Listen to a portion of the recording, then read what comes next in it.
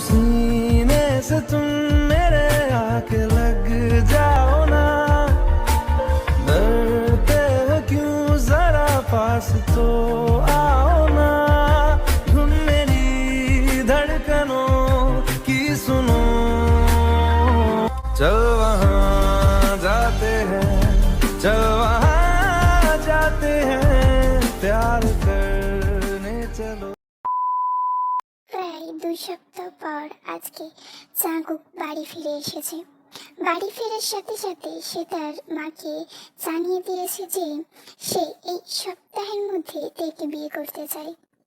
জিন চুপচাপ হ্যাঁ বলে গেছে। ছেলের মতিগতি সুবিধার ঠেকছে না তার কাছে, তিনি ছেলের কথায় তালে তাল মিলাচ্ছে। জাঙ্কুক ফ্রেশ হয়ে আসলে তার মাকে উপরে ডাকলো, আম্মা, জিমিনের কি খবর?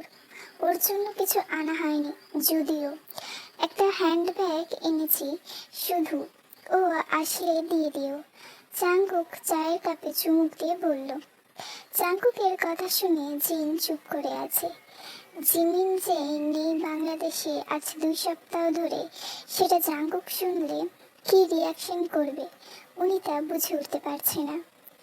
কি হলো আম্মা, তুমি চুপ কেন? শরীর খারাপ? জিমিনকে দিয়ে প্রেশার মেপেছ?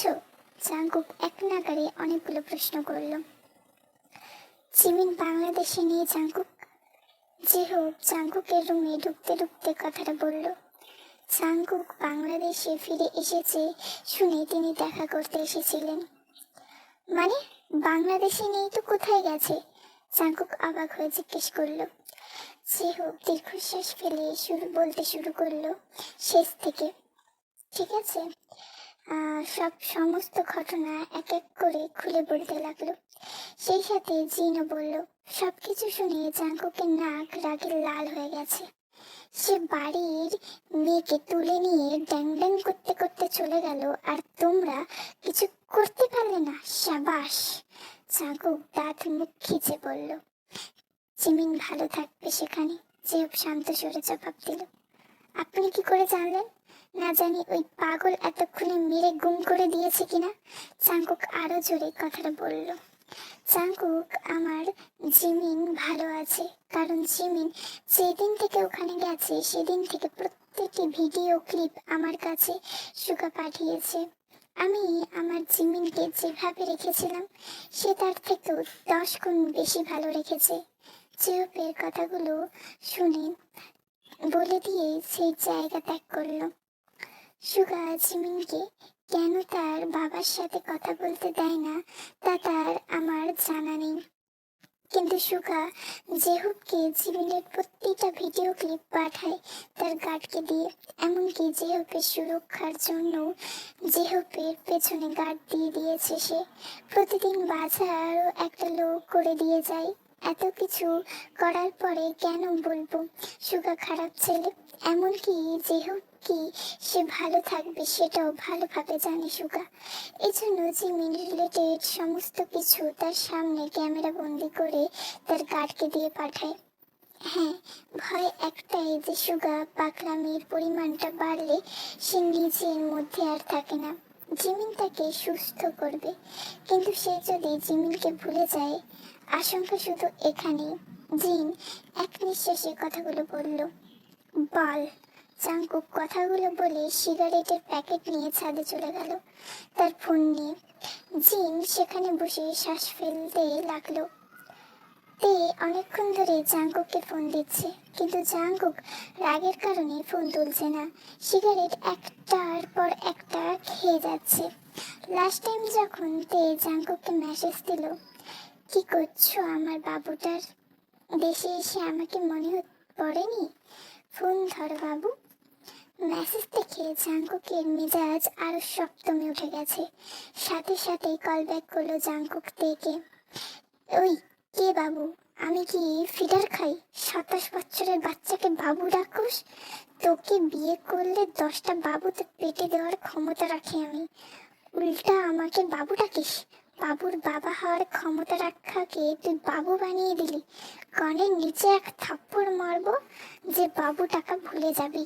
ফোন রাখ। জাঙ্কুক রেগে কথাগুলো বলল। তে প্রথমে কল রিসিভ করে এমন কথা শুনে অবাক হয়ে গেছে। সে তো আহ্লাদি তার আদর মাখা কথা বলতে চেয়েছিল, এই লোক রাখলো কেন? তে মন খারাপ করলো না, কারণ জাঙ্কুক প্রায় এরকম কথা বলে। আজ বাবু সাহেবের মেজাজ তুঙ্গে ছিল। তে বিড়বিড় করে বলল। পরক্ষণে সে আবার নিজেকে বলছে, আমার বাবু ডাকছিস? কি বললো শুনতে পেলি না? বাবু পেটে দেওয়ার ক্ষমতা সে রাখে, আর তাকে তুই বাবু ডাকছিস? ছিচিতে ছিছি। তে নিজের গালে চাপড়ে বইয়ের মুখে মুখ গুজে দিয়ে দিল, কারণ সামনের মাসে তার এক্সাম। সুগা জিমিনের দুই হাতের ভাঁজে নিজের হাত ঝুঁকিয়ে জিমিনের ঠোঁটকে সে 8 ঘন্টা যাবৎ গ্রাস করে যাচ্ছে। জিমিন তার নিঃশ্বাস নিতে পারছে না, মনে হচ্ছে এক্ষুনি সেই শ্বাস আটকে মরে যাবে। এদিকে সুগার ছাড়ার কোনো লক্ষণ নেই। জিমিন আর সুগার এই নতুন বাড়িতে আসা 2 সপ্তাহের বেশি হয়ে গেল। এই বাড়িটা আগের বাড়ির থেকেও বড়, খুব বেশি সুন্দর, ও বিশেষ করে জিমিন আর সুগার এই রুমটা। সুগা এই 2 সপ্তাহে জিমিনের সাথে অনেকবার ইন্টিমেট হওয়ার চেষ্টা করেছে, কিন্তু অসফল হয়ে গেছে। জিমিন প্রথমে না করলেও সুগার আসক্তি দেখে নিজেও থমকে যেত। কখনো দেখা যেত কেউ সুগার নাম্বারে কল করত, অথবা কোথা থেকে কুত্তার ঘেউ ঘেউ আওয়াজ আসতো। এই সব কিছু সুগাকে কতটা ইরিটেট করে সেটা একমাত্র একজনই জানে। উনি এরকম করবে সেটা কিছুতেই বুঝে উঠতে পারছে না সুগা। যতবার সুগা তার মীরার কাছে এসেছে ততবারই কিছু না কিছুর কারণে তার ইন্টিমেটে বাধা পড়েছে। আজ সবকিছু অগ্রাহ্য করে সুগা জিমিনের ওপর নিজের সব আসক্তি উজাড় করে দিচ্ছে। আজ সুগা অনেক বেশি ডেসপারেট হয়ে গেছে। সুগা জিমিনকে চুমু খেতে খেতে ক্লান্ত হয়ে গেল। চুষে নিতে থাকলো জিমিনের ঠোঁট। জিমিনের মনে হচ্ছিল এত গরম, তার উষ্ণতা ছেয়ে গেছে দুজনের ঠোঁটে। সুগা হুট করে জিমিনকে উল্টো দিকে ঘুরিয়ে দিল। জিমিন উল্টা ঘুরে জোরে জোরে শ্বাস ফেলছে। সুগা আরো পাগল হয়ে গেছে। জিমিনের বুক উঠানামা করছে। জিমিন নাইটিদের ফিতা একটানে খুলে ফেললো। জিমিন দেয়ালটাকে আর একটু শক্ত করে আঁকড়ে ধরলো। চোখ মুখ বন্ধ করে আছে সুগা জিমিনের নাইটির ওপরের পাটটুকু খুলে দিল। জিমিনের সারা পিঠে ও ঘাড়ে সুগার এক ঠোঁট বিচরণ করছে। জিমিন শিউরে উঠছে, ছোট ছোট কামড়ে ভরিয়ে দিচ্ছে জিমিনের গলা। হুট করে সুগার কানে আবার সেই আওয়াজ ঘুরঘুর করছে। সেই আওয়াজটা তাকে হিংস্র করে তুলছে। দপ করে সুগার মাথায় আগুন জ্বলে উঠলো। জিমিনের কাছ থেকে সরে ছিটকে আসলো। জিমিন যখন দেখলো সুগার কেমন অস্বাভাবিকের মতো আচরণ করছে, তাই তার কাছে যেতে লাগলো। সুগা তাকে ধাক্কা মেরে সরিয়ে দিল। জিমিন ছিটকে মেঝেতে পড়ে গেল এবং সে মাথাতেও আঘাত পেল। আহ! জিমিন ব্যথাতুর আওয়াজ করে মেঝেতে পড়ে গেল। জিমিন মেঝেতে পড়ে আছে। সুগার হিংস্র রক্তিম চোখ আস্তে আস্তে বরফের মতো শীতল হয়ে গেছে। সে কি করতে পারলো তার মীরার ধাক্কা দিতে, কিন্তু তার চোখের সামনে অন্য কিছু ছিল। সুগা উঠতে যাবে তার আগেই সে তার পায়ের নিচে কিছু অনুভব করে। সে পা সরিয়ে দেখে ছোট একটা মাইক্রোফোন, কিন্তু এই মিনি মাইক্রোফোন এখানে কি করছে? মাইক্রোফোনটাকে পকেটে রেখে জিমিনের দিকে নজর গেল তার। তাৎক্ষণিকভাবে সুগা জিমিনকে কোলে তুলে নিল। গাড়ির কাছে আসতে গিয়ে রাস্তাটাও মনে হচ্ছে কত লম্বা। বিপদের সময় সবকিছু দীর্ঘকাল মনে হয়। পাটাও চলছে না। জিমিনের মাথায় রক্ত দেখে সুগার শ্বাসটাও আটকে গেছে। কোনো রকমে কাঁপা কাঁপা পায়ে জিমিনকে নিয়ে গাড়িতে উঠলো।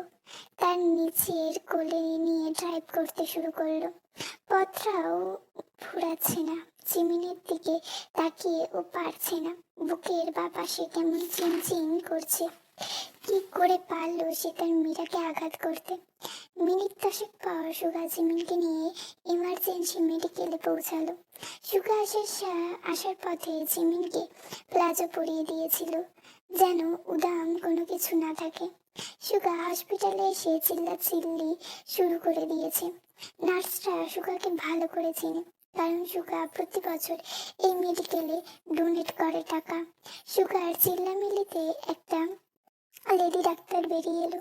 তিনি বের হয়ে আসা মাত্রই জিমিনকে চিনে ফেলেছে। সুগা জিমিনকে চিনতে পারার কারণ সুগার শেষ ট্রিটমেন্ট করার সময় তিনি ছিলেন। জিমিনকে উনি চিনতে পেরেছেন কারণ সুগা যখন লাস্ট টাইম সেন্সলেস হয়েছিল তখন ওনাকেই ডাকা হয়েছিল। প্লিজ আমার মীরাকে দেখুন, সুগা হড়হড় করে বলল। Do you get that lady in cabin? ডাক্তার বলল। ওকে ডক্টর, নার্স বলল। জিমিনকে নিয়ে ভেতরে চলে গেল ডাক্তার আর নার্স। আর সুগাকে বাধা দেওয়ার পরেও জোর করে কেবিনে ঢুকলো তাদের সাথে। ডাক্তার জিমিনের মাথার ব্লাডগুলো পরিষ্কার করছে, নার্সরা এটা সেটা দিচ্ছে। জিমিনের কপালে ব্লাড মোছা হলো যখন সেলাই করার সময় সুগা চিৎকার দিয়ে উঠল, আমার মীরার এতে ব্যথা লাগতে পারে। সেলাই করছেন আপনি, ছাড়ুন। সুগা এগিয়ে আসলে নার্স বাধা দেয়। সেলাই করা আবশ্যক, please have some patient mister Suga, doctor বলল। সুগা অবাক হলো এই ভেবে যে এই ডাক্তার ওর নাম জানলো কি করে। সুগা চুপ থাকলেও জিমিনের কপালে কাটা সেলাই করার সময় তার পাশে ঘুরঘুর করছিল।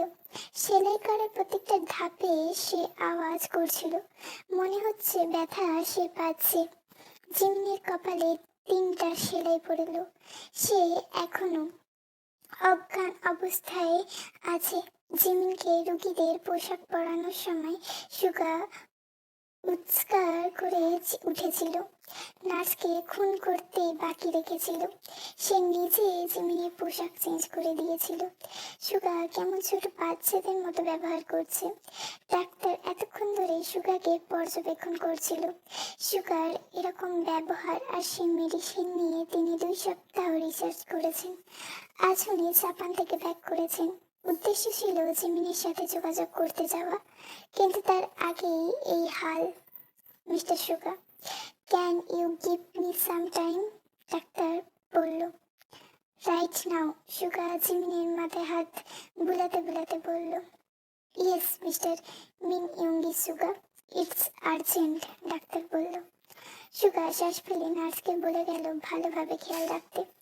সুগা কেবিন ত্যাগ করলো। তারা সেখান থেকে ডাক্তারের কেবিনে গেল। ডাক্তারের কেবিনে যাওয়ার পর ডাক্তার তার নিজের চেয়ারে বসলো আর তার সামনের চেয়ারে বসলো Suga. Have some tea or coffee? Doctor প্রশ্ন করলো। না, যা কথা বলার তা সরাসরি বলুন, সুগা ভাবলেশীনভাবে উত্তর দিল। তো মিস্টার গেট বিলিয়ন মিন ইয়ঙ্গি সুগা, আমার কথাগুলো তাহলে শুরু করতে পারি? ডাক্তার গম্ভীর মুখে বলল।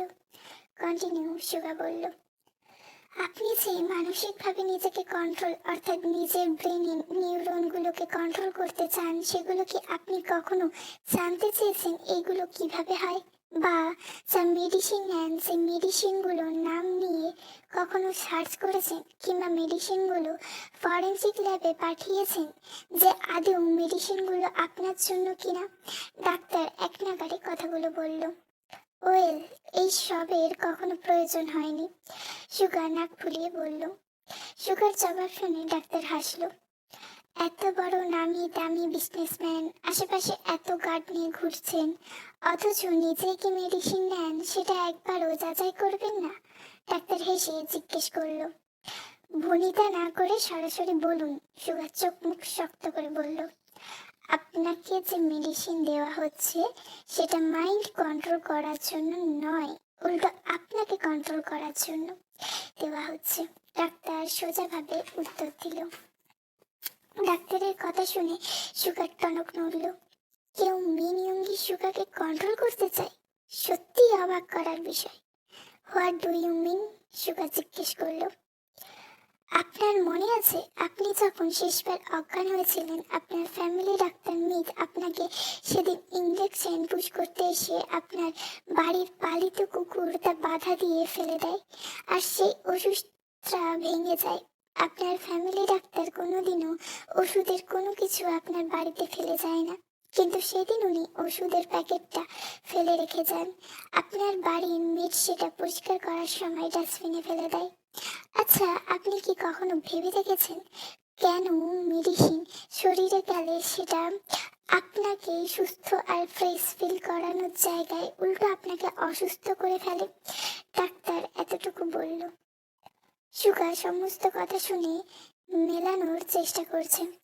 আসলেই তাই, মেডিসিন নেওয়ার পর শরীর 2-3 দিন অবশ থাকে। আপনি যখন বেহুশ হন তখন আপনার মীরা অনেক বেশি ভয় পেয়ে গেছিল, তাই তিনি আপনার বাড়ির মেট দিয়ে আমাদের হসপিটালে ইমার্জেন্সি কল করে। তখন আমি যাই আপনার বাড়িতে। আমি প্রথমে বুঝতে পারিনি যে আপনার হয়েছেটা কি, তাই আমি আপনার ওষুধটা ফরেন্সিক ল্যাবে পাঠাই। তারপর জানতে পারি আপনাকে যে মেডিসিন দেওয়া হচ্ছে সেটা আপনার পুরো শরীর আর মাইন্ড কন্ট্রোল করার জন্য দেওয়া হচ্ছে। এর মেয়াদ 6 মাসে থাকে। মেয়াদ শেষ হলে তখন সে পুরানো কিছু আস্তে আস্তে ভুলে যেতে শুরু করে এবং স্বাভাবিক আচরণ করে। আপনার ক্ষেত্রেও তাই মিস্টার সুগা। আপনাকে সেদিন ইঞ্জেকশন না দেওয়ার ফলে আপনি এরকম অস্বাভাবিক আচরণ করছেন। এই মেডিসিন তাদের জন্য তৈরি করা হয় যখন কেউ কাউকে কন্ট্রোল করতে চায়। এইসব কিছু আপনার ওয়াইফ জানে। উনি আমার সাথে যোগাযোগ রেখেছিলেন। উনি সব শুনে কান্নায় ভেঙে পড়েছিলেন। অনেক কাকুতি মিনতি করে আমাকে আপনাকে সুস্থ করার জন্য বলেছিলেন। উনি আপনাকে খুবই ভালোবাসে মনে হয়। আর ওই মেডিসিনটা জাপানে তৈরি করা হয়। মেডিসিন দেওয়ার হয়ে গেলে সেই মানুষটা পাগল হয়ে যেতে পারে অথবা যারা মারাও যেতে পারে। ডাক্তার এক নাগারে কথাগুলো বলল। ডাক্তারের সব কথা শুনে সুগা বাকরুদ্ধ হয়ে গেছে। কেউ তার মাইন্ড কন্ট্রোল করতে চায়। আশ্চর্যজনক লাগছে এই ভেবে। এতদিন সে এটা বুঝতে পারল না তাকে কেউ ইচ্ছে করে মানসিক অসুস্থ করতে চায়। সে কে? ডাক্তার স্থির চোখে তাকিয়ে আছে। How can I believe on you miss? Suga শান্ত কণ্ঠে বলল। সুগার এমন প্রশ্নের অপেক্ষাতেই ছিল ডাক্তার। সে জানে তাকে সুগার এমন প্রশ্নের সম্মুখীন হতে হবে। সুগার এমন প্রশ্ন শুনে সে মুচকি হাসলো। ডাক্তার একটা ফাইল সুগার হাতে দিল। ফাইলটা হাতে নিয়ে সুগার চোখ কটকটকে লাল বর্ণ ধারণ করলো। But they bitch, I mean mister Myth আমার মাইন্ড কেন কন্ট্রোল করবে? সুগা বলল। কেন করতে চাই সেটা আমি জানি না মিস্টার সুগা। একটা কমন কারণ হতে পারে। আপনি লন্ডনের রিচ পারসন, আপনার প্রপার্টির জন্য করতে পারে। তবে আশ্চর্যজনক বিষয় আরেকটা আছে এখানে, ডাক্তার বলল। হোয়াট? সুগা ভ্রু কুঁচকে তাকালো। আমার কাছে সারপ্রাইজিং এটা যে এই মেডিসিন আমার খুব কাছের কেউ পরিচিত একজন বানাতো। তো সুগা ভ্রু কুঁচকে বলল, কিন্তু সে তো আর এই পৃথিবীতে বেঁচে নেই, আর সে এই ওষুধ তৈরির পদ্ধতি কাউকে বলে যায়নি। Explain please doctor. আমি, আমার স্বামী আর আমাদের দুজনের একটা বন্ধু জাপানে একটা ল্যাবে কাজ করতাম একসাথে। এটা যদিও 10 বছর আগের কথা। আমরা 3জন ছিল, 3 ডিপার্টমেন্টের স্টুডেন্ট। আমি মেডিসিন নিয়ে পড়াশোনা করেছি। আমার স্বামী মানসিক রোগীদেরকে কি ওষুধ লাগবে ওই বিষয়ে, আর আমার বন্ধুটা কিভাবে মেডিসিন বানাতে হয় এই বিষয়ে পড়াশোনা করেছিল। আমাদের বন্ধু ছিল খুব স্বার্থপর। আমাদের মাঝে মাঝে মনে হতো ও আমাদের সাথে মিশছে স্বার্থের জন্য। আমরা এটাও মনে হতো ও আমার স্বামীকে খুব হিংসা করত, কারণ আমার স্বামীর খুব নাম ডাক ছিল ওই ল্যাবে। একদিন দেখি 2 বন্ধুর মধ্যে খুব ঝগড়া। আমি তখন ল্যাবেই ইন করছিলাম, কিন্তু ঝগড়া শুনে আমি দরজার আড়ালে লুকিয়ে গেছিলাম। বোঝার চেষ্টা করছিলাম কি হচ্ছে এখানে। তুমি এইভাবে কারোর ক্ষতি করতে পারো না বব। আমি এটা হতে দেব না।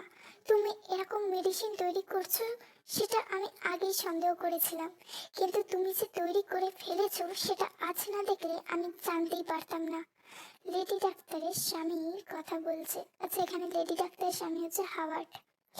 তুমি আমাকে হিংসা করো, এই জন্য তুমি চাও না যে আমি দুনিয়াতে ফেমাসিটি অর্জন করি। তুমি সব সময় আমার থেকে এগিয়ে ছিলে, এখন যখন দেখছো আমি তোমার থেকে বেশি ভালো কিছু বানিয়ে ফেলেছি, তখন তুমি আমাকে বাধা দিচ্ছ। বাপ উত্তর দিল, এটা কোনো ভালো জিনিস না। তুমি মানুষ আর প্রাণীর মাইন্ড কন্ট্রোল করতে চাইছো, তাদেরকে মেরে ফেলতে চাইছো। একটা নিষ্পাপ খরগোশের উপর তুমি এক্সপেরিমেন্ট করে তাকে মেরে ফেলেছো। আমি বেঁচে থাকতে আর কারোর প্রাণ নিতে দেব না, হার্বার্ট চিল্লিয়ে উত্তর দিল বাপকে। আমি যেটা গোটা দুনিয়াকে নিজের মুঠোয় আনতে চাই, তুমি আমার পথে বাধা হয়ে আসবে না, না হলে তোমাকেও জানি মেরে ফেলবো। আমার সাথে সঙ্গ দাও, দুজনে মিলে গোটা দুনিয়ায় রাজ করব। বব ভিলেন হাসি দিয়ে বলল, তোমার এই হিংসা তোমাকে নিয়ে একদিন ডুববে। আমি মানুষের সেবা করতে চাই, তাদের মারতে চাই না। ওটা আমাকে দিয়ে দাও। হার্বার্ট হাত বাড়ালেও ববের দিকে, কখনোই না। হার্বার্ট আর বব সেই মেডিসিন কেমিক্যাল নিয়ে টানা হিচড়া করতে লাগলো ল্যাবের মধ্যে। আর এক সময় টানা হিচড়া করতে করতে ওই এক্সপেরিমেন্টটা ল্যাবের পড়ে যায় আর বিস্ফোরণ হয়। সমস্ত ল্যাব ধোঁয়ায় ভরে গেছে, সাথে আগুনও লেগে গেছে। যখন পরিস্থিতি খুব খারাপের দিকে, তখন আমি আমার স্বামী হার্বার্টকে সেখান থেকে টেনে নিয়ে বাইরে বেরিয়ে আসি। কিন্তু বব সেই ল্যাবে থেকে যায়, বের হতে পারেনি সে। পরে সেই ল্যাব থেকে একজনের লাশ পাওয়া গেছিল, তা আমরা মনে করেছি ওটা হয়তো বব। সেই ঘটনার পর আমরা জাপান ছেড়ে দিই আর চলে আসি কানাডাতে। এখানে এসে আমরা বিয়েও করে ফেলি, আর তারপর আমার স্বামী ট্রান্সফার হয় লন্ডনে, কারণ সেখানে নাকি কোনো ছোট ছেলের ছোট থেকেই মানসিকভাবে অসুস্থ, তাই তার ট্রিটমেন্ট করার জন্য আমার স্বামী সেখানে যায়। ওই ছেলের ট্রিটমেন্ট করার ঠিক 2 বছরের মাথায় আমার স্বামী গায়েব হয়ে যায়, রোড অ্যাক্সিডেন্ট করে খাদে পড়ে যায়। তাই তার মৃতদেহ পাওয়া যায়নি, শুধু রোডে তার গাড়ি পাওয়া যায়। হার্বার্ট চলে যাওয়ার আজ 7 বছর হয়ে যায়, কিন্তু আমার মাঝের মধ্যে মনে হয় ও কোথাও না কোথাও বেঁচে আছে। আমার স্বামী খুব ভালো সাইকোলজিস্ট ছিলেন, তিনি মানুষের সেবা করার জন্য সব সময় প্রস্তুত থাকতেন। অথচ এই 7 বছর ধরে তিনি নেই। আমি খুবই একাই জীবন কাটাচ্ছি। ডাক্তার এতক্ষণ ধরে সমস্ত ঘটনা বলল সুহাকে। সব শুনে সুগার মাথায় তাপ করে আগুন জ্বলে উঠল। কি হচ্ছে এই সব? এর শুরু যে করেছে, এই শেষ মিনিয়মি সুগা করবে। আপনাদের যদি এই পার্টটা ভালো লেগে থাকে, please please please like, comment, share and subscribe.